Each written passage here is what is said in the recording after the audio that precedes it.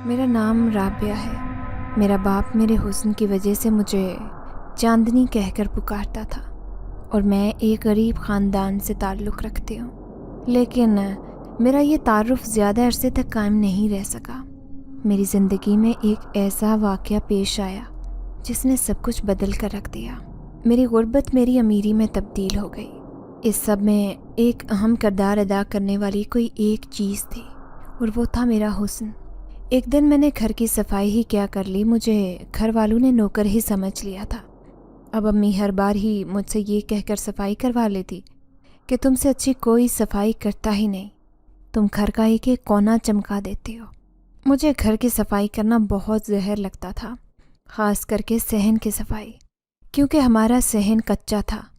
میں جب بھی جھاڑو لگاتی ڈھیر ساری مٹی میرے اوپر پڑ جاتی، جس سے میری جلد بھی خراب ہو جاتی۔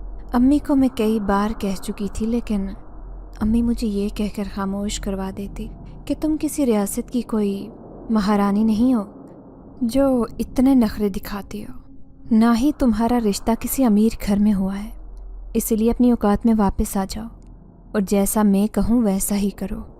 امی کی باتیں سن کر کبھی کبھار مجھے بہت دکھ ہوتا اور کبھی کبھار تو مجھے یہ بھی لگنے لگتا جیسے میں ان کی سگی نہیں بلکہ سوتیلی بیٹی ہوں، کیونکہ وہ ہمیشہ ہی میرے ساتھ سوتیلوں جیسا سلوک کرتے۔ دن کا وقت تھا، میں صحن میں بیٹھی ناول پڑھ رہی تھی جب اچانک امی میرے پاس آئی اور میرے ہاتھ سے ناول اچک کر مجھے ڈانٹتے ہوئے کہنے لگی، تجھے کتنی بار کہا ہے کہ ان خرافات کو مت پڑھا کر، تیرا دماغ پہلے جو کم خراب ہے اسے مزید خراب کر رہی ہے۔ امی کی بات سن کر میں نے برا سا منہ بنایا اور کہا کہ اسے پڑھنے سے کوئی خراب نہیں ہوتا بلکہ علم میں اضافہ ہوتا ہے۔ میری بات سن کر امی طنزیہ ہنسنے لگی اور کہنے لگی، مجھے پتہ ہے جو تجھے علم کا شوق ہے، 8ویں سے زیادہ تو تجھ سے پڑھا نہیں گیا اور بات کرتی ہے علم میں اضافے کی، اور مجھے یہ بھی پتہ ہے کہ تم اس سے کتنا علم لیتی ہو۔ کل ہی تیری دوست اس ناول کے بارے میں بات کر رہی تھی، پتہ نہیں کیسی کیسی عجیب باتیں کر رہی تھی وہ تو میں نے سن لیا۔ اب بھول جا کے میں تجھے کبھی اس طرح کے ناول پڑھنے دوں گی۔ جلدی سے اٹھ کر چھت پر جا اور چھت کی صفائی کر۔ امی کی یہ بات سن کر میں چیخ پڑی اور کہنے لگی کہ یہ کیا بات ہوئی، ابھی کل ہی تو میں نے سارے گھر کی صفائی اتنی مشکل سے کی تھی، سب کچھ سمیٹا تھا، میری کمر میں کل سے شدید درد ہو رہا ہے، مجھ سے ہلا بھی نہیں جا رہا، صفائی کرنا تو دور کی بات، میں تو 2 قدم بھی نہیں چل سکتی۔ میری یہ بات سن کر امی نے میرا ہاتھ پکڑا اور مجھے اٹھا کر کھڑا کرتے ہوئے کہنے لگی، میرے ساتھ ڈرامے کرنے کی کوئی ضرورت نہیں، جو کہا ہے ویسے ہی کرو اور جلدی سے جا کر صفائی کرو، کل ہی تمہارے ماموں کا بیٹا یہاں پر آ رہا ہے، تجھے پتہ ہے گھر میں اتنے کمرے نہیں ہیں جو میں اسے کسی علیحدہ کمرے میں ٹھہرا سکوں، ابھی چونکہ گرمیاں ہیں اسی وجہ سے وہ رات کو چھت پر سو سکتا ہے، میں نے فیصلہ کیا ہے کہ اس کا بستر چھت پر ہی لگا دوں گی۔ امی کی یہ بات سن کر میں نے برا سا منہ بنایا، کیونکہ مجھے اپنے ماموں کا بیٹا بہت ہی زہر لگتا۔ اس کی سب سے بڑی وجہ اس کی بری آنکھیں تھی، وہ ہر وقت مجھے گھورتا رہتا جیسے وہ مجھے زندہ نگل لے گا۔ اس بارے میں کئی بار امی کو بھی بتا چکی تھی، لیکن امی ہر بار مجھے یہ کہہ کر خاموش کروا دیتی کہ تم کچھ زیادہ ہی اس بارے میں سوچتی ہو، حقیقت میں ایسا کچھ نہیں ہے۔ میں نے پھر خود ہی احتیاط کرنا شروع کر دی۔ میں پہلے اکثر اپنے ماموں کے گھر جایا کرتی، کیونکہ وہاں پر میری عمر کی کزنیں موجود تھیں، ان کے ساتھ میری بہت اچھی بن تھی، ہم لوگ مل کر کافی ہلا گلا کرتے۔ امی کی طرف سے بھی مجھے اجازت تھی، اسی وجہ سے مجھے کوئی مسئلہ پیش نہیں آتا تھا، لیکن پھر آہستہ آہستہ مجھے احساس ہونے لگا کہ احمد کی آنکھیں بالکل بھی ٹھیک نہیں ہیں، وہ بہت ہی خراب انسان ہے، لہٰذا اس سے جتنا دور رہا جائے اتنا ہی اچھا ہے۔ دوسری ایک اور اہم چیز جو میں نوٹ کرنے لگی تھی وہ یہ تھی کہ جب بھی میں اپنی کزن کے کمرے میں جاتی تھی، میری کزن اپنے کمرے سے نکل جاتی اور پھر وہاں پر احمد آ جاتا۔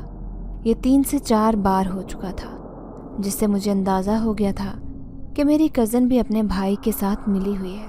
اسی وجہ سے میں نے پھر اس سے بھی بات چیت کرنا بند کر دی، بلکہ میں نے اس کی طرف جانا ہی چھوڑ دیا تھا۔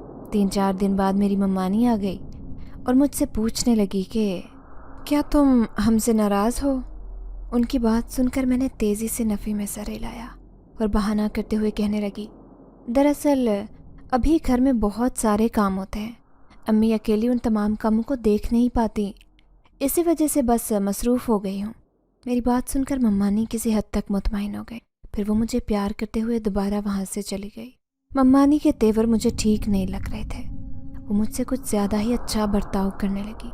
उनका ये अच्छा बर्ताव मुझे बिल्कुल पसंद नहीं आ रहा था, बल्कि मुझे शिद्दत से कुछ गलत होने का एहसास हो रहा था। उस दिन के बाद मम्मानी के चक्कर दोबारा से बढ़ने लगे। अब वो अक्सर ही अम्मी के साथ बैठी किसी न किसी बहस में मसरूफ़ होती। कई बार तो वो आपस में बैठी सरगोशियाँ कर रही होती थी। जैसे ही मैं उनके पास जाती वो खामोश हो जाती। उनकी हरकतें काफ़ी मशकूक हो गई थी।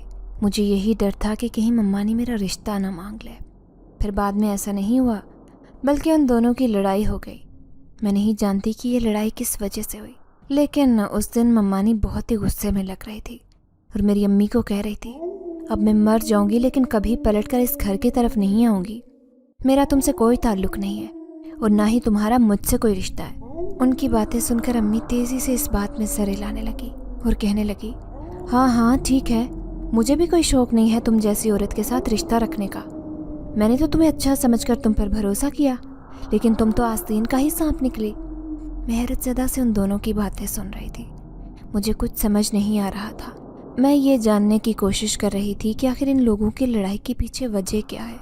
जब मम्मानी आई थी तो वो बहुत ज़्यादा खुश थी। आते साथ ही उसने मेरी अम्मी को ये कहा था कि मैं तुम्हारे लिए खुशखबरी लाई हूँ। फिर न जाने ऐसा क्या हुआ कि वो एकदम गुस्से में आ गई और अम्मी को बातें सुनाने लगी। मम्मानी के वहाँ से जाने के फ़ौरन बाद में अम्मी के पास आ गई और उनसे पूछने लगी कि मम्मानी को क्या हुआ था, वो इतने गुस्से में क्यों हैं। मेरी बात सुनकर अम्मी ने मुझे इस तरह घूरा जैसे मुझे अभी सालम निकल जाएंगी और फिर इंतहाई सख्त लहजे में कहने लगी, तुम्हारा उससे कोई ताल्लुक़ नहीं है। बेहतर यही है कि अपने काम से काम रखो। तुम अभी छोटी हो, तुम्हें ज़ेब नहीं देता कि तुम बड़ों के मामलात में इस तरह से सवाल करो। ये कहकर वो दोबारा से कमरे में चली गई, जबकि मैं मुंह खोले वहीं की वहीं खड़ी रह गई। जबकि मैं ये सोचने लगी कि ना जाने वो कौन सी माएँ होती हैं जो अपनी बेटियों के साथ हर तरह की बात कर लेती हैं। यहाँ तो मेरी माँ मुझसे कोई आम सी बात करना भी पसंद नहीं करती। जब मुझे मेरी दोस्तें ये बताती थीं कि उनकी माएँ उनसे हर काम में मशवरे लेती हैं, तब मुझे बहुत हैरत होती और उनकी किस्मत पर रश्क भी आता, क्योंकि मेरी माँ ने कभी भी मुझसे कोई भी ज़रूरी बात करना गवारा नहीं समझा था। बल्कि अगर मैं अपना भी कोई मसला लेकर उनके पास चली जाती तो वो मुझे यही कहकर बात ख़त्म कर देती कि मैं यहाँ पर तुम्हारे मसले हल करने के लिए नहीं हूँ, और भी बहुत काम है जो मुझे निपटाने होते हैं। बेहतर यही है कि अपने मसले खुद ही हल करो। और फिर मैं बिल्कुल खामोश हो जाती। मेरे पास अल्फाज ही नहीं बचते कि मैं कोई और बात करूँ।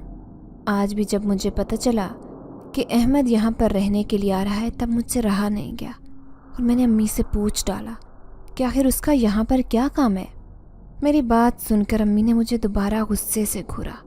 इससे पहले कि वो कुछ कहती, मैं खुद ही बोल पड़ी कि मुझे पता है कि इस तरह के मामलात में मुझे बोलने का कोई हक नहीं। ये सारे बड़ों के मामले होते हैं, लेकिन मैं सिर्फ एक बार ये जानना चाहती हूँ कि आखिर वो यहाँ पर रहने के लिए क्यों आ रहा है, जबकि वो हमारे घर के हालात को भी अच्छी तरह से जानता है कि मेरे अब्बू का काम तो चल ही नहीं रहा और घर का खर्चा आपकी सिलाई से पूरा हो रहा है। इस दौरान हम अपना पेट मुश्किल से पाल रहे हैं, उसको कहाँ से खिलाएंगे। आप उस महाराजा के नखरों को भी अच्छी तरह से जानती हैं कि उसे हर रोज़ नया खाना चाहिए होता है, जबकि हमारे घर में एक बार खाना बनता है जिसे हम 3 दिनों तक खाते हैं। मेरी बात सुनकर अम्मी कहने लगी कि ये सारी बातें तुम्हारी फ़िक्र करने की नहीं है, तुम सिर्फ घर की सफाई करो। जहाँ तक उसके यहाँ आने की बात है तो उसने यहाँ अपने दोस्त के साथ कोई काम शुरू किया है। चंद महीनों तक वो यहीं रहेगा, उसके बाद वो वापस चला जाएगा। अम्मी की बातें सुनकर मेरी आंखें पूरी की पूरी खुल गई थी। अम्मी, आप अच्छी तरह जानती हैं कि मुझे वो इंसान बिल्कुल पसंद नहीं है। मैं उसे 1 घंटा भी घर में बर्दाश्त नहीं कर सकती, और आप कुछ महीनों की बात कर रही हैं। मैं बिल्कुल उसे यहाँ पर रखने के लिए राज़ी नहीं हूँ। मेरी बात सुनकर अम्मी ने मेरी तरफ यूँ देखा जैसे वो मुझे कह रही हूँ कि मैंने तुमसे कोई मशवरा नहीं मांगा और ना ही तुमसे तुम्हारी मर्ज़ी पूछ रही हूँ। मैं सिर्फ तुम पर अपना फ़ैसला मुसल्लत कर रही हूँ। फिर अम्मी ने दोबारा से मुझे छत की तरफ धकेला और कहने लगी کہ ہم اس بارے میں بعد میں بات کریں گے. ابھی جلدی سے جا کر صفائی کرو کیونکہ وہ کچھ ہی دیر میں یہاں آنے والا ہے. تو یہاں پر آنے کے بعد وہ جلدی سے چھت پر جا کر سو تو نہیں جائے گا؟ وہ تو رات کو ہی وہاں پر سوئے گا. جو بھی ہے تمہیں جو کہا ہے وہ کرو اور ابھی جاؤ چھت پر. میرا دماغ زیادہ مت کھاؤ، پہلے ہی سر میں بہت درد ہو رہا ہے. تم نے اپنی ہی بحث شروع کر رکھی ہے. امی یہ کہتی کہتی گھر سے باہر نکل. میں بھی منہ بنا کر دوبارہ سے چھت پر چلی گئی. آج موسم تھوڑا بہت خوشگوار تھا. شام کے 5 بج رہے تھے لیکن ٹھنڈی ہوائیں چل رہی تھی. دھوپ کا نام و نشان تک نہیں تھا. آسمان پر سیاہ بادل چھائے ہوئے تھے جس سے لگ رہا تھا کہ تھوڑی ہی دیر کے بعد بارش ہونا شروع ہو جائے گی. یہ دیکھ کر میں تھوڑی سی مطمئن ہو گئی کیونکہ مجھے لگ رہا تھا کہ دوبارہ سے میرا پورا وجود پسینے میں شرابور ہو جائے گا اور میرے جسم پر دوبارہ سے الرجی نمودار ہونے لگے گی. لیکن ایسا کچھ بھی نہیں ہوا. ابھی میں نے صفائی کرنا شروع ہی کی تھی جب مجھے اچانک ہی ایک بلی کے بچے کی آواز سنائی دینے لگی. بلی کے بچے کی آواز سن کر میں خوش ہو گئی تھی کیونکہ بلی مجھے ہمیشہ سے ہی بہت پسند تھی اور اس کے بچے مجھے بہت ہی معصوم اور پیارے لگتے. میں اس سمت جانے لگی جہاں سے آواز آ رہی تھی، لیکن جب میں وہاں پہنچی تو مجھے سخت مایوسی کا سامنا کرنا پڑا. اب وہاں پر کوئی بھی موجود نہیں تھا. یہ دیکھ کر میں حیران بھی ہوئی اور دکھی بھی ہوئی، لیکن پھر جلد ہی میں اپنے کام میں مصروف ہو گئی. چھت پر بہت سارا سامان پڑا تھا جس میں سے کچھ سامان بہت ہی بھاری تھا اور مجھ سے اٹھانا مشکل ہو رہا تھا. میری کمر پہلے ہی بہت دکھ رہی تھی جس کی وجہ سے مجھے زیادہ تکلیف ہو رہی تھی. ابھی میں نے ایک بھاری میز اٹھایا ہی تھا کہ جب وہ ایک دم سے ہلکا ہو گیا. یوں لگ رہا تھا جیسے کسی نے میری مدد کی ہو اور وہ میز اٹھا لیا ہو. میں یہ دیکھ کر حیران پریشان ہو گئی. جب میں نے وہ زمین پر رکھا تو مجھے محسوس ہوا جیسے کوئی میرے سامنے کھڑا ہو اور اس نے میرے ساتھ ہی وہ میز دوسری جانب سے زمین پر رکھا ہو. میرا دل تیزی سے دھڑک رہا تھا. مجھے شدت سے کچھ غلط ہونے کا احساس ہو رہا تھا. میرا پورا وجود خوف سے کانپنے لگا. میں نے اپنے دل کو تسلی دی اور کہا کہ یہ صرف اور صرف تمہارا وہم ہے، حقیقت میں ایسا کچھ بھی نہیں ہے. لیکن پھر بعد میں میرا ڈر مزید بڑھ گیا جب اچانک ہی مجھے یوں لگا جیسے کوئی میرے قریب آ کر کھڑا ہو اور میرے ہاتھ کے اوپر اپنا ہاتھ رکھا ہو. میں نے جلدی سے اپنے دائیں جانب دیکھا لیکن مجھے کوئی بھی نظر نہیں آ رہا تھا. اپنے ہاتھوں پر کسی اور کا ہاتھ مجھے ابھی بھی محسوس ہو رہا تھا. میرے چہرے پر پسینے چمکنے لگے. اس قدر ٹھنڈی ہوا میں بھی مجھے گرمائش کا احساس ہونے لگا. میں نے ڈرتے ڈرتے پوچھا، وہاں پر کون ہے؟ دوسری طرف سے مجھے کوئی بھی جواب موصول نہیں ہوا بلکہ مجھے اپنے کانوں کے ساتھ کسی کے چہرے کا لمس محسوس ہوا. میں ڈر کر تیزی سے پیچھے ہٹی اور گہرے گہرے سانس لینے لگی، لیکن میرا خوف کسی بھی صورت کم ہونے کا نام نہیں لے رہا تھا. میں امی کو پکارنا چاہتی تھی لیکن میرے گلے سے آواز ہی نہیں نکل رہی تھی. ایک عجیب سی بے بسی تھی جو اس وقت میرے پورے جسم پر سوار ہو گئی تھی. نہ تو میں اپنے جسم کے کسی حصے کو حرکت دے پا رہی تھی اور نہ ہی اپنے منہ سے کچھ بول پا رہی تھی. میری آنکھوں سے آنسو بہنے لگے. اس کے ساتھ ہی اچانک کسی نے میری آنکھوں پر انگلیاں رکھی اور میرے آنسوں کو چن لیا. اس کے ہاتھ کا لمس جھلسا دینے والا تھا. مجھے یوں لگنے لگا جیسے میرے چہرے پر آگ لگ گئی ہو. تکلیف کا احساس بہت ہی شدید تھا. میں پھوٹ پھوٹ کر رونے لگی. اس کے ساتھ ہی میرا جسم اچانک ہی آزاد ہو گیا. میں تیزی سے نیچے کی طرف بھاگی جہاں پر امی سیڑھیوں پر کھڑی تھی. اچانک ہی میں امی سے جا ٹکرائی. امی گرتے گرتے بچی اور مجھے ڈانٹتے ہوئے کہنے لگی، یہ کیا طریقہ ہے نیچے آنے کا؟ تمہیں پتہ بھی ہے اگر میں گر جاتی تو میری ہڈیاں ٹوٹ جاتی. امی غصہ ہو گئی تھی. امی کو اس قدر غصے میں دیکھ کر میں امی کے گلے لگ گئی اور پھوٹ پھوٹ کر رونے لگی. امی مجھے یوں اس طرح روتا دیکھ کر ارے ارے کرنے لگی اور کہنے لگی، ہو کیا ہے تمہیں؟ ایک دم سے کیوں رونا ڈال دیا ہے؟ کیا کوئی بھوت تو نہیں دیکھ لیا جو اس قدر خوف سے کانپ رہی ہو؟ امی کی بات سن کر میں نے جلدی سے ہاں میں سر ہلایا اور اوپر کی طرف اشارہ کرتے ہوئے کہنے لگی، امی وہاں پر پتہ نہیں کون ہے لیکن وہاں پر کوئی ہے. ابھی مجھے تھوڑی دیر پہلے ہی اس کی موجودگی کا احساس ہوا. اس نے نہ صرف صفائی کرتے ہوئے میری مدد کی بلکہ میرے آنسو بھی صاف کیے. میرا جسم بھی اچانک جامد ہو گیا تھا. میں کچھ بھی نہیں کر پا رہی تھی. میری بات سن کر امی نے اپنی آنکھیں چھوٹی کر لیں اور میری طرف یوں دیکھنے لگی جیسے اندازہ لگا رہی ہوں کہ میں سچ بول رہی ہوں یا جھوٹ بول رہی ہوں. تھوڑی دیر بعد جب وہ بولی تو ان کا لہجہ بہت کاٹدار تھا۔ انہوں نے مجھے کہا کہ اگر تم نے صفائی نہ کرنے کے لیے ڈرامہ کیا ہے تو میں تمہیں ابھی سے بتا دیتی ہوں کہ اس ڈرامے کا کوئی فائدہ نہیں، کیونکہ ارسلان ابھی تھوڑی ہی دیر میں پہنچنے والا ہے۔ تم جلدی سے چھت پر جاؤ اور صفائی کرنا شروع کر دو۔ دوبارہ میں تم سے اس قسم کا جھوٹ مت سنو، اگر اب تم نیچے آئی اور یہی ڈرامہ لگایا تو مجھ سے برا کوئی نہیں ہوگا۔ میں حیرت سے امی کی طرف دیکھنے لگی۔ مجھے اس وقت شدید تکلیف کا احساس ہو رہا تھا، کیونکہ امی میری بات سمجھ نہیں رہی تھی۔ انہیں یہی لگ رہا تھا کہ میں کوئی ڈرامہ کر رہی ہوں، جبکہ وہ سب کچھ سچ تھا۔ سمجھ نہیں آ رہا تھا کہ امی کو کیا اس بارے میں بتاؤں۔ تھوڑی دیر تک میں اسی حالت میں کھڑی رہی۔ امی نے جب دیکھا کہ میں ویسے ہی کھڑی ہوں تو امی نے دوبارہ سے مجھے چھت پر بھیجا اور مجھے دھکا دیتے ہوئے چھت کی طرف جانے کا کہنے لگی۔ میں روتے ہوئے دوبارہ چھت پر چلی آئی، لیکن اس وقت میں بہت زیادہ ڈری ہوئی تھی۔ میرے ہاتھ کانپ رہے تھے، جھاڑو بار بار میرے ہاتھوں سے گر رہا تھا۔ میں جلدی جلدی صفائی کر رہی تھی تاکہ یہاں سے نکل سکوں۔ ابھی مجھے صفائی کرتے ہوئے تھوڑی دیر ہی گزری تھی جب مجھے اچانک ہی ہلا گلا سنائی دینے لگا۔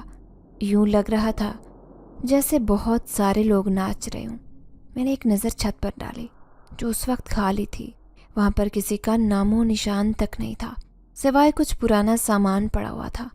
میں نے سامنے دیکھ کر دوبارہ سے اپنے جھاڑو کی طرف دھیان دے دیا اور خود سے بھی بار بار یہی بات کہنے لگی کہ جیسا میں سوچ رہی ہوں ویسا کچھ نہیں ہے۔ یہ سب کچھ صرف اور صرف میرا وہم ہے، حقیقت میں بھوت نہیں ہوتے۔ ابھی میں خود کو یہی تسلیاں دے رہی تھی کہ جب اچانک مجھے ایک بچی کے ہنسنے کی آواز سنائی دی۔ جب میں نے چہرہ اٹھا کر سامنے دیکھا تو وہاں پر ایک بہت ہی خوبصورت بچی کھڑی تھی۔ اس سے زیادہ خوبصورت بچی میں نے اپنی زندگی میں نہیں دیکھی تھی۔ وہ مجھے دیکھ کر مسکرا رہی تھی اور میری طرف اشارہ کرتے ہوئے کہہ رہی تھی، کیا یہ وہی لڑکی ہے؟ ارے یہ تو بہت ہی پیاری ہے، مجھے اس سے ملنا ہے۔ یہ کہہ کر وہ میرے پاس آنے لگی، لیکن درمیان میں اچانک ہی رک گئی اور پھر وہ وہاں سے غائب ہو گئی۔ اس کو وہاں سے غائب ہوتا دیکھ کر میرا دل آہستہ آہستہ دھڑکنے لگا۔ میں نے دوبارہ سے اپنے چاروں طرف دیکھا، وہاں پر کوئی بھی نہیں تھا۔ میری حالت بہت زیادہ بگڑ چکی تھی۔ میں شش و پنج میں مبتلا تھی کہ کیا کروں، جب اچانک ہی مجھے بچوں کے بھاگنے کی آواز سنائی دینے لگی۔ جب میں نے اپنے پیچھے پلٹ کر دیکھا تو وہاں پر بہت سارے بچے بھاگ رہے تھے۔ ان سب بچوں نے بہت پیارے کپڑے پہن رکھے تھے، یوں لگ رہا تھا جیسے وہ شادی پر جانے کے لیے تیار ہو رہے ہوں۔ میں واقعی ان بچوں کو پیار کرتی اور ان کو دیکھ کر خوش ہوتی، اگر وہ انسان کے بچے ہوتے تو، لیکن یہاں پر وہ کسی اور ہی مخلوق سے تعلق رکھتے تھے۔ ان کی موجودگی مجھے بہت تکلیف دے رہی تھی۔ ان سے پیار کرنا تو دور کی بات، میں ان کی طرف دیکھنا بھی نہیں چاہتی تھی۔ میں دوبارہ سے نیچے کی طرف جانے لگی جب مجھے اپنے نام کی پکار سنائی دی۔ میں یہ دیکھ کر حیران رہ گئی کہ کوئی ایسا بھی وہاں پر موجود تھا جسے میرا نام آتا تھا۔ میں نے ڈرتے ڈرتے پیچھے پلٹ کر دیکھا تو وہاں پر ایک عورت کھڑی تھی جس نے کالے رنگ کا لباس پہن رکھا تھا۔ مجھے دیکھ کر وہ عورت میرے پاس آنے لگی، پھر یکدم ہی رک گئی اور کچھ سوچنے لگی۔ نہ جانے اس کے ذہن میں کیا آیا، اس نے انگلی سے میری طرف اشارہ کیا اور میرے قدم خود بخود ہی اس کی طرف بڑھنے لگے۔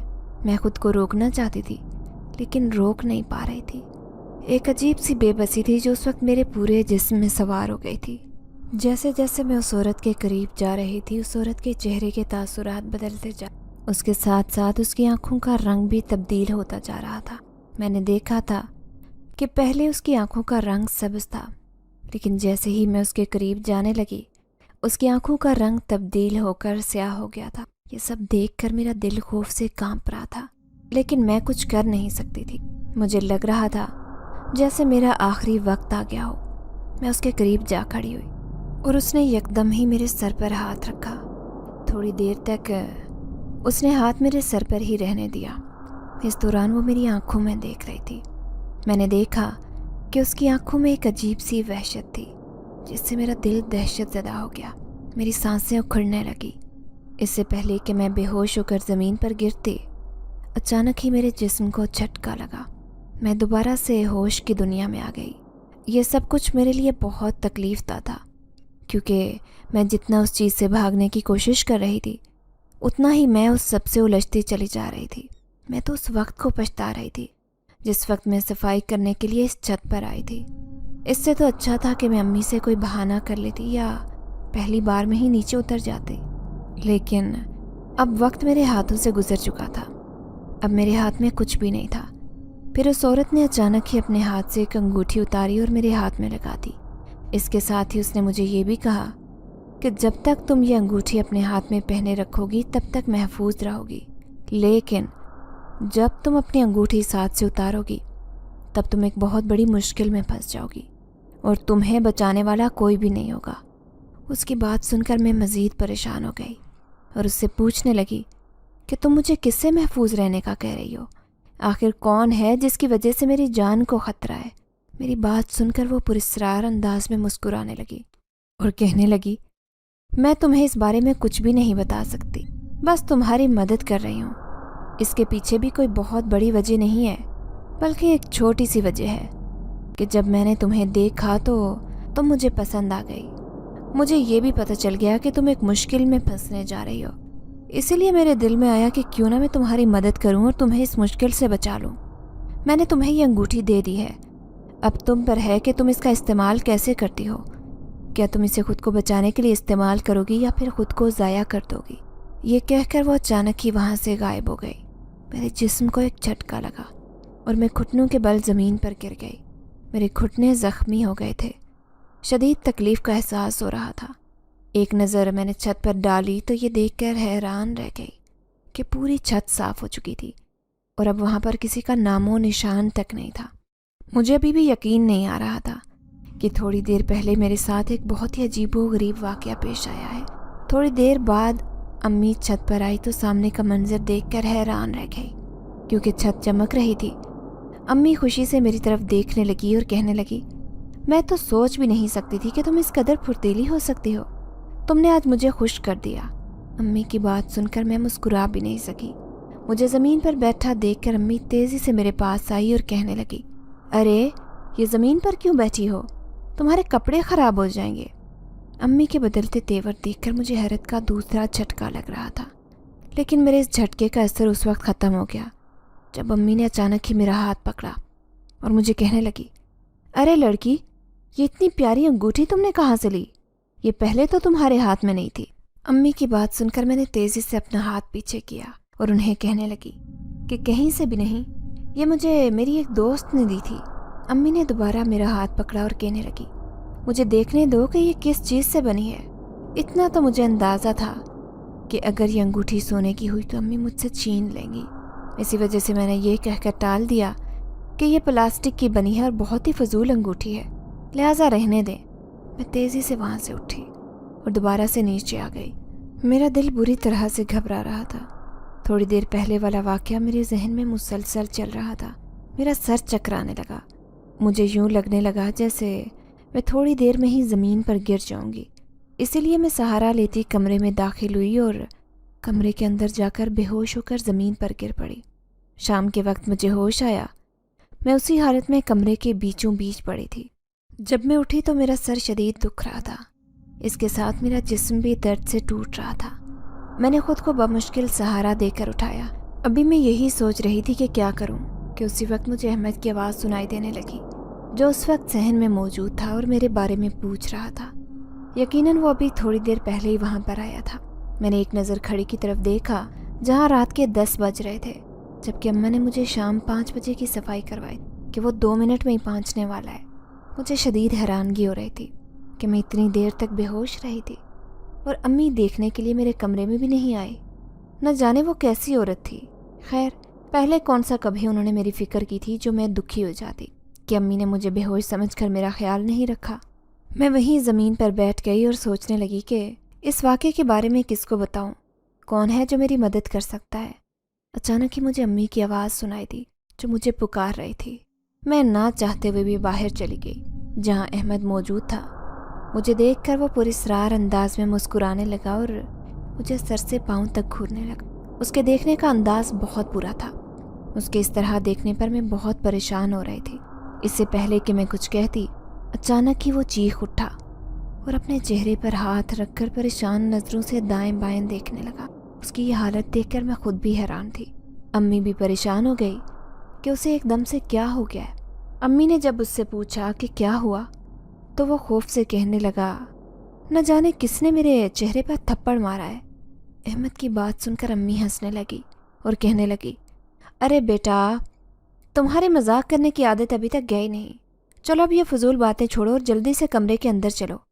میں نے چہرہ نیچے کر لیا اور مسکراہٹ چھپانے لگی کہ کہیں ایسا نہ ہو امی مجھے مسکراتے ہوئے دیکھ لیں اور پھر میری شامت آ جائے۔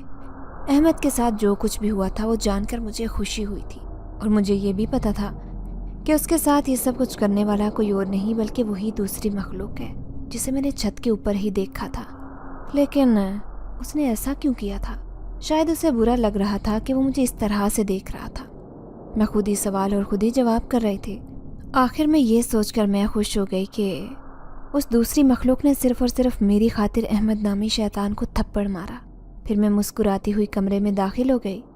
کھانا کھانے کے دوران بھی مجھے بہت مزے کے واقعات پیش، دل ہی دل میں بہت زیادہ ہنس رہی تھی، لیکن ان سب کے سامنے میں نے خود پر کافی حد تک کنٹرول کیا تھا، کیونکہ مجھے پتا تھا اگر میں ہنسی تو یہ سب لوگ مجھے ڈانٹیں گے۔ میں نے اپنے کزن کو کھانا ڈال کر دیا جب اچانک ہی اس نے جان بوجھ کر میرے ہاتھ کو اپنا ہاتھ لگانے کی کوشش کی کہ اس نے اپنا ہاتھ جلدی سے پیچھے کیا اور زور زور سے چلانے لگا۔ اس کے چلانے کی آواز سن کر میرا بھائی کمرے سے باہر نکل آیا۔ وہ تھوڑی دیر پہلے ہی آرام کرنے گیا تھا، جبکہ امی کے ہاتھ سے بھی برتن گر گئے کیونکہ میرا کزن بہت ہی برے انداز میں چلایا تھا۔ سبھی پریشان ہو گئے اور اس سے پوچھنے لگے کہ کیا ہوا ہے۔ میں بھی چہرے پر معصومیت سے جا کر اس سے پوچھنے لگی۔ وہ مجھے بہت غصے سے گھور رہا تھا۔ تھوڑی دیر بعد وہ کہنے لگا، اس کے پاس کوئی جادو ہے جس کی وجہ سے یہ مجھے بار بار تکلیف دے رہی ہے۔ سب کے منہ حیرت سے کھل گئے۔ وہ میری طرف دیکھنے لگے۔ میں نے بھی کندھے اچکا دیے اور یہی اشارہ کیا کہ مجھے نہیں پتا اس شخص کو ایک دم سے کیا ہو گیا ہے اور یہ مجھے کیوں الزام لگا رہا ہے۔ وہ جلدی سے اٹھا اور میری امی کے پاس جا کر کہنے لگا، خالہ، اگر آپ کو یقین نہیں آتا تو یہ میرا ہاتھ دیکھ لیں۔ ابھی تھوڑی دیر پہلے ہی میرا ہاتھ غلطی سے اس کے ہاتھ کے ساتھ لگ گیا تھا، اب دیکھیں اس پر کتنا بڑا چھالا بن گیا ہے۔ یہ کہہ کر اس نے امی کے سامنے کیا ہاتھ، لیکن وہاں پر ایسا کچھ بھی نہیں تھا۔ امی میری غصے کی شروع کی ہی تیز تھی اور اس طرح کے ڈرامے تو انہیں لگتے ہی زہر تھے۔ انہوں نے انتہائی تحمل سے لیکن سخت آواز میں اس سے کہا کہ میں یہ آخری بار سمجھ کر تمہیں معاف کر رہی ہوں۔ اس کے بعد اگر تم نے ایسا کوئی ڈرامہ کیا اور ہم سب لوگوں کو اس طرح سے پریشان کیا تو میں تمہیں اس گھر سے باہر نکال دوں گی۔ میں یہ بھی لحاظ نہیں کروں گی کہ تم میرے بھائی کے بیٹے ہو۔ چلو اب جلدی سے کھانا کھاؤ، اور اگر کھا لیا ہے تو اپنے کمرے میں چلے جاؤ، لیکن یوں اس طرح سے تماشا مت بناؤ۔ یہ کہہ کر امی دوبارہ سے کمرے کے اندر چلی گئی۔ میرا بھائی بھی واپس پلٹ گیا۔ میں اس کی طرف دیکھتے ہوئے مسکرانے لگی۔ وہ انتہائی غصے سے میری طرف دیکھ رہا تھا۔ اس کا بس نہیں چل رہا تھا کہ وہ میرا حشر نشر بگاڑ دے، لیکن فی الحال میں اس کے قابو میں نہیں تھی۔ پھر وہ مجھے کہنے لگا کہ میں یہ آخری بار سمجھ کر معاف کر رہا ہوں۔ اگر اس کے بعد تم نے میرے ساتھ کسی بھی قسم کی چالاکی کی کوشش کی تو مجھ سے برا کوئی نہیں ہوگا۔ میں نے اس سے کہا کہ پاگلوں والی باتیں مت کرو، پہلے ہی تمہارا دماغ کام نہیں کرتا۔ اس طرح کی باتیں کرو گے تو لوگوں کو یقین ہو جائے گا کہ تم ایک نفسیاتی مریض ہو۔ میں یہ جان بوجھ کر کہہ رہی تھی کیونکہ اسے نفسیاتی لفظ سے بہت چڑ تھی۔ بچپن میں جب وہ عجیب و غریب حرکتیں کرتا تو استاد اسے نفسیاتی کہہ کر پکارتے، پھر بعد میں بچوں نے بھی اسے اسی نام سے پکارنا شروع کر دیا۔ وہ یوں ہی اس نام سے نفرت کرتا تھا۔ ابھی آ کر سب لوگوں نے یہ نام چھوڑ دیا تھا، لیکن مجھے آج یاد آ گیا۔ میں نے دوبارہ سے اس کے زخموں پر نمک ڈال دیا۔ وہ بن پانی مچھلی کی طرح تڑپنے لگا اور تیزی سے میری طرف بڑھا۔ اس سے پہلے کہ وہ مجھے کوئی تکلیف پہنچاتا اس کے قدم پیچھے ہی رک گئے۔ اس کا منہ حیرت سے کھل گیا کہ وہ اپنے آپ کو حرکت دینے کی کوشش کر رہا تھا لیکن حرکت نہیں کر پا رہا تھا۔ میں اس کے سامنے کھڑی یہ سب دیکھ کر مسکرا رہی تھی۔ پھر وہ حیرت سے میری طرف دیکھتے ہوئے کہنے لگا، کیا تمہیں اس سب کے بارے میں پتا ہے جو میرے ساتھ ہو رہا ہے؟ اس کی بات سن کر میں نے تیزی سے نفی میں سر ہلایا اور کہا، نہیں، مجھے اس بارے میں کچھ نہیں پتا۔ یہ کہہ کر میں واپس کمرے میں چلی گئی، جبکہ وہ بے بس پیچھے کھڑا رہ گیا۔ یہ سب دیکھ کر مجھے بہت حیرت ہو رہی تھی اور تجسس بھی ہو رہا تھا کہ آخر یہ سب کرنے والا کون ہے۔ میرے ذہن میں اس عورت کا خیال آ رہا تھا، لیکن پھر مجھے لگ رہا تھا کہ اس عورت کے علاوہ کوئی اور بھی ہے، کیونکہ عورت تو مجھے خبردار کر کے یہاں سے چلی گئی تھی۔ اب میرا ذہن دوبارہ پیچھے کی طرف گیا جب اس عورت نے مجھے کسی چیز سے دور رہنے کا مشورہ دیا تھا۔ نہ جانے وہ کس چیز کی بات کر رہی تھی۔ میں انہی سوچوں میں مبتلا تھی جب اچانک دروازے پر دستک ہوئی۔ میں حیران رہ گئی کہ رات کے اس وقت کون آ گیا ہے۔ میں نے ایک نظر گھڑی کی طرف دیکھا جہاں پر رات کے 12 بج رہے تھے۔ میرے ذہن میں احمد کا خیال آیا۔ میں پریشان ہو گئی۔ جب میں نے دروازے پر جا کر پوچھا کہ کون ہے تو دوسری جانب سے مجھے امی کی آواز سنائی دی۔ وہ بہت پریشان لگ رہی تھی اور مجھے کہنے لگی کہ جلدی سے چھت پر آ جاؤ، وہاں پر تمہارا انتظار کر رہی ہوں۔ امی کی یہ بات سن کر میں خود حیران رہ گئی اور سوچنے لگی کہ رات کے اس وقت امی کا چھت پر کیا کام، اور آخر ایسی کون سی بات ہے جو انہوں نے مجھ سے کرنی ہے۔ جہاں تک صفائی کی بات ہے تو وہ دن کے وقت میں مکمل کر چکی تھی۔ مجھے حیرت بھی ہو رہی تھی اور پریشانی بھی کہ نہ جانے وہ مجھ سے کیا کہنے جا رہی ہیں۔ لیکن جب میں چھت پر گئی تو حیران رہ گئی کہ چھت پر کوئی بھی موجود نہیں تھا، بلکہ وہاں پر تو دور دور تک کسی کا نام و نشان نہیں تھا۔ اچانک ہی ٹھنڈی ہوا چلنے لگی اور میرے بال ہوا میں اڑنے لگے۔ ایک بہت ہی پیاری خوشبو تھی جو میرے چاروں طرف پھیل گئی تھی۔ مجھے ایک عجیب سا سکون محسوس ہونے لگا۔ میں چند لمحے یوں ہی اس سکون کو محسوس کرتی رہی۔ اس کے بعد اچانک ہی میں نے آنکھیں کھول دی کیونکہ مجھے اپنے نام کی پکار بہت نزدیک سے سنائی دی۔ میں نے ڈرتے ڈرتے اپنے بائیں جانب دیکھا تو وہاں پر ایک بہت ہی خوبصورت لڑکا تھا۔ اس سے زیادہ خوبصورت لڑکا میں نے اپنی زندگی میں نہیں دیکھا تھا۔ وہ اس وقت میری آنکھوں میں دیکھ رہا تھا۔ اس کی آنکھوں میں مجھے ایک اور جہان بستہ دکھائی دے رہا تھا۔ ایک عجیب سی کشش تھی جو اس کی آنکھوں میں موجود تھی۔ میں خود کو اس کی آنکھوں میں ڈوبتا محسوس کر رہی تھی کہ اچانک ہی اس نے مجھ سے کہا کہ جو انگوٹھی پہنی ہے وہ اتار کر مجھے دے دو۔ اس کی یہ بات سن کر میں نے خاموشی سے اپنے ہاتھوں سے وہ انگوٹھی اتاری اور اس کے ہاتھ میں دے دی۔ میں نہیں جانتی تھی کہ میں نے یہ سب کچھ کیوں کیا۔ اس وقت تو میرے ذہن میں اس عورت کی باتیں بھی نہیں تھی، بلکہ اس وقت میرے ذہن میں صرف ایک چیز تھی کہ جو میرے سامنے کھڑا ہے وہ بہت خوبصورت ہے اور مجھے اس وقت صرف اور صرف اس انسان کی بات ماننی چاہیے۔ اگر میں نے اس کی بات نہیں مانی تو نہ جانے کیا ہو جائے گا۔ جیسے ہی اس کے ہاتھوں میں انگوٹھی دی تو اچانک ہی میرے جسم کو ایک جھٹکا لگا اور میں زمین پر گر پڑی۔ اس کے ساتھ ہی میرا دماغ تیزی سے کام کرنے لگا۔ میرے دل میں خوف بھر گیا۔ میں نے ایک نظر جب اس لڑکے کی طرف دیکھا تو میری طرف دیکھ کر مسکرا رہا تھا۔ اس نے پھر ایک نظر انگوٹھی پر ڈالی، پھر نہ جانے اس نے کیا پڑھا کہ وہ انگوٹھی راکھ بن گئی۔ یہ دیکھ کر ایک چیخ میرے منہ سے نکلنے والی تھی کہ اس نے جلدی سے میرے منہ پر ہاتھ رکھا اور مجھے خاموش رہنے کا کہا۔ اس وقت میرے بہت قریب تھا۔ مجھے بہت ہی عجیب و غریب احساس ہو رہا تھا۔ میں اس سے دور ہونا چاہتی تھی لیکن دور نہیں ہو پا رہی تھی۔ وہ مسلسل میری آنکھوں کی طرف دیکھ رہا تھا۔ میں نے شرم سے اپنی نظر جھکا لی۔ میں نے زندگی میں پہلی بار اس طرح کی صورتحال کا سامنا کیا تھا۔ چند لمحوں تک تو وہ یوں ہی اسی حالت میں کھڑا رہا، پھر اس نے اس کے بعد مجھے چھوڑ دیا۔ میں بھی تیزی سے پیچھے کی طرف مڑی اور خوفزدہ نظروں سے اس کے چہرے کی طرف دوبارہ دیکھنے لگی۔ میں اس سے پوچھنا چاہتی تھی کہ وہ کون ہے اور اس نے یہ سب کچھ کیوں کیا۔ میری بات مکمل ہونے سے پہلے ہی وہ بول پڑا اور مجھے کہنے لگا، مجھے پتا ہے اس وقت تمہارے ذہن میں ایک ہی بات چل رہی ہے اور وہ یہ کہ میں کون ہوں اور تم سے کیا چاہتا ہوں۔ تو میں تمہیں یہ بات بتا دیتا ہوں کہ میں ایک جن زادہ ہوں اور تمہیں یہ انگوٹھی دینے والی عورت دراصل میری ماں تھی۔ اسے پتہ چل گیا ہے کہ میں تم سے محبت کرنے لگا ہوں۔ یہی وجہ ہے کہ اس نے تمہیں وہ انگوٹھی دے دی تھی، کیونکہ جب تک وہ انگوٹھی تمہارے پاس تھی میں تمہارے نزدیک نہیں آ سکتا تھا۔ لیکن وہ نہیں جانتی تھی کہ میں بھی اسی کا بیٹا ہوں۔ میں نے تمہیں خود اپنے پاس بلایا اور تم نے خود ہی وہ انگوٹھی اتار کر مجھے دے دی۔ یوں اس طرح سے اس کا اثر بھی ختم ہو گیا اور یہ انگوٹھی بھی ضائع ہو گئی۔ جن ذات کی بات سن کر میں مزید دہشت زدہ ہو گئی اور اس سے پوچھنے لگی کہ تمہاری ماں تمہیں مجھ سے دور کرنے کے لیے کیوں کہہ رہی تھی؟ کیا تم مجھے کسی قسم کی کوئی تکلیف پہنچاؤ گے؟ میری بات سن کر وہ ہنسنے لگا اور کہنے لگا، نہیں، میں تمہیں کسی بھی قسم کی کوئی تکلیف نہیں پہنچاؤں گا، بلکہ میں تو تمہارا عاشق ہوں اور میں تو تم سے محبت کرنے لگا ہوں اور تمہارے ساتھ اپنی زندگی گزارنا چاہتا ہوں۔ میری ماں مجھے تم سے اسی لیے دور کر رہی تھی کیونکہ وہ نہیں چاہتی تھی کہ میں کسی آدم زادی سے شادی کروں۔ اسے آدم زادیوں سے بہت نفرت ہے، اسی وجہ سے اس نے تمہیں یہ انگوٹھی دے دی تھی تاکہ میں تم سے ہمیشہ کے لیے دور چلا جاؤں۔ لیکن تم مجھے اتنی زیادہ اچھی لگ گئی کہ میں رہ ہی نہیں سکا اور دوبارہ سے لوٹ کر تمہارے پاس آ گیا۔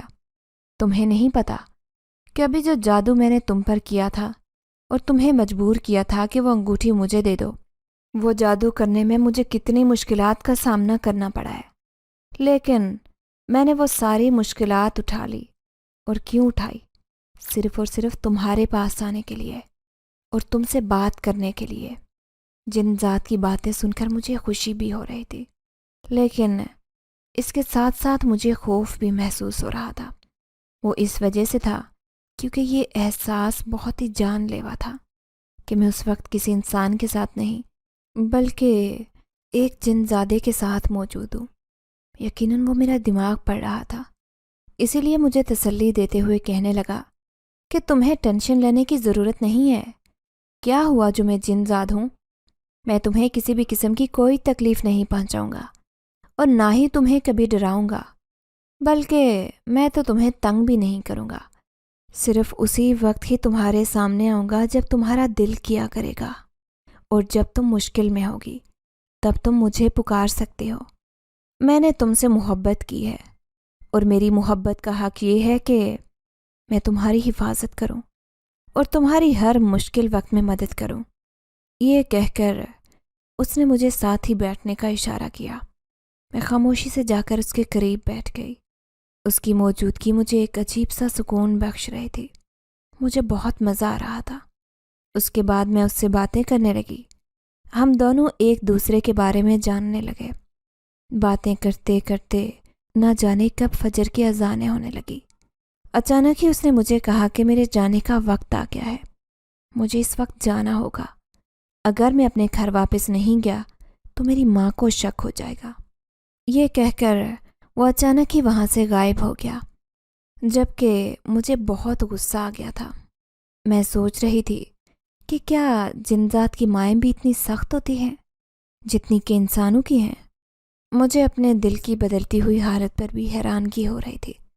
میں سوچ بھی نہیں سکتی تھی کہ یوں اتنی آسانی سے میں کسی کے عشق میں مبتلا ہو جاؤں گی، اور وہ بھی ایک ایسی مخلوق کے عشق میں جس کا میرے ساتھ کوئی جوڑ نہیں بنتا تھا۔ دن تیزی سے گزرتے جا رہے تھے۔ آہستہ آہستہ ہمارے گھر میں خوشحالی آنے لگی تھی۔ ہمارے گھر کے تمام اخراجات پورے ہونے لگے۔ میرے ابا کو بہت ہی اچھی جگہ پر نوکری مل گئی تھی۔ مجھے اپنے کمرے میں ہر روز ایک بڑی مقدار میں پیسے ملتے، جن کا زیادہ تر حصہ میں چھپا دیتی تھی، جبکہ ان میں سے کچھ اپنی اماں کو دے دیتی تھی۔ یہ سب دیکھ کر اماں خود بھی حیران تھی، لیکن وہ کچھ بھی نہیں کہتی تھی۔ صرف ایک بار ہی انہوں نے مجھ سے پوچھنے کی کوشش کی تھی کہ یہ کچھ سب کیا ہو رہا ہے۔ میں نے انہیں صرف اتنا کہا کہ مجھ سے اس بارے میں سوال مت کریں۔ اگر میں نے آپ کو جواب دے دیا تو ہم اس سب سے ہاتھ دھو بیٹھیں گے۔ میری امی یقیناً سمجھدار تھی، اسی لیے انہوں نے مجھ سے دوبارہ پلٹ کر سوال نہیں کیا، بلکہ میں انہیں جو بھی پیسے دے دیتی وہ خاموشی سے لے لیتی تھی۔ ایک بات کا تو انہیں بھی اندازہ تھا کہ میں کوئی غلط کام نہیں کر رہی، کیونکہ ہر وقت میں ان کی نظروں کے سامنے ہی موجود ہوتی تھی۔ دوسری طرف ارسلان اب مجھ سے کھنچا کھنچا رہنے لگا، کیونکہ اسے اندازہ ہو گیا تھا کہ جتنا وہ میرے پاس آنے کی کوشش کرے گا اتنی ہی زیادہ خود کو تکلیف باندھ جائے گا۔ اس دن گھر پر کوئی بھی موجود نہیں تھا۔ میں اپنے کمرے میں آرام سے بیٹھی ہوئی تھی۔ وہ جن ذات بھی نہ جانے کہاں پر گیا ہوا تھا۔ میں کام کر رہی تھی جب اچانک ہی ارسلان وہاں پر آ گیا۔ کمرے میں آتے ہی اس نے دوبارہ سے دروازہ بند کیا۔ یہ دیکھ کر میں پریشان ہو گئی اور اس سے پوچھنے لگی کہ یہ تم کیا کر رہے ہو؟ میری بات سن کر وہ پراسرار انداز میں مسکرانے لگا اور کہنے لگا، ابھی تو میں نے کچھ کیا ہی نہیں ہے، تھوڑی دیر بعد تمہیں اندازہ ہو جائے گا۔ اس سے پہلے کہ وہ میرے قریب آتا اور مجھے کسی قسم کا کوئی نقصان پہنچاتا، اس کے پیٹ میں ایک زوردار لات پڑی اور وہ پیچھے کی طرف جا گرا۔ یہ لات مارنے والا کوئی اور نہیں بلکہ وہ جن ذات تھا، لیکن ہماری بدقسمتی یہ تھی کہ وہ جن ذات ارسلان کو بری طرح سے پیٹ رہا تھا۔ اسی وقت ہی ارسلان کی ماں وہاں پر آ گئی اپنے بیٹے کو یوں کسی اندیکھی مخلوق سے مار کھاتا دیکھ کر وہ بھی پریشان ہو گئی اور پھر میری طرف دیکھتے ہوئے کہنے لگی کہ یہ سب کچھ تم جادوگرنی کی وجہ سے ہو رہا ہے۔ ابھی اور اسی وقت یہ سب کچھ روکو، ورنہ میں تمہیں جان سے مار دوں گی۔ ارسلان کی بگڑتی ہوئی حالت دیکھ کر میں خود پریشان ہو گئی، اسی لیے میں اس جن ذات کی منتیں کرنے لگی اور اسے کہنے لگی کہ خدا کے لیے روک دو، اب بس کر دو، یہ سب کچھ نہ کرو ورنہ یہ مر جائے گا۔ جن ذات اچانک ہی رک گیا تھا۔ اس وقت سارا محلہ بھی وہاں پر جمع ہو گیا تھا۔ سب کو اندازہ ہو گیا تھا کہ میرے پاس کوئی جن ہے۔ تمام لوگ مختلف قسم کی باتیں کرنے لگے۔ ہر کوئی یہ کہنے لگا کہ یہ جادو کرنی ہے، یہ جنوں کو قابو کرتی ہے، پھر ان سے کام کرواتی ہے۔ ہزاروں طرح کی باتیں تھیں جو میرے بارے میں مشہور ہو گئی تھی۔ اس کے بعد وہ جن زاد آخری بار میرے پاس آیا اور مجھ سے معذرت کرتے ہوئے کہنے لگا کہ اب میں کبھی بھی تمہارے پاس نہیں آ پاؤں گا، کیونکہ لوگوں کو تم پر شک ہو گیا ہے۔ اب وہ اسی کوششوں میں لگے ہوئے ہیں کہ کسی طرح سے تمہارے پاس جو جن ہے وہ انہیں مل جائے، اس لیے وہ مختلف قسم کے عمل کرتے ہیں، جس کی وجہ سے میرا اس علاقے میں آنا مشکل ہو گیا ہے۔ اس نے مجھے ایک تھیلی دی تھی جس میں بہت سارے قیمتی ہیرے موجود تھے، اور پھر وہ ہمیشہ کے لیے وہاں سے چلا گیا۔ ہم نے بھی وہ علاقہ چھوڑ دیا تھا اور ایک اچھی جگہ پر شفٹ ہو گئے تھے۔ آج تک میں اس جن ذات کو نہیں بھول سکی۔